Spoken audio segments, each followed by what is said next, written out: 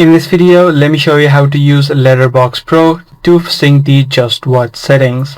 Now, in order to do this, you'll need to just head over to the Just Watch, which allows users to set the preferred streaming services.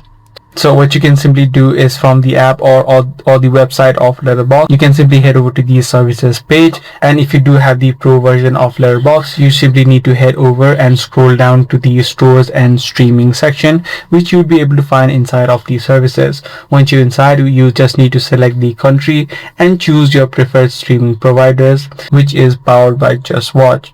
And once you do that, to activate it, you need to enable these streaming notifications to get alerts when your watch list items hit your selected services.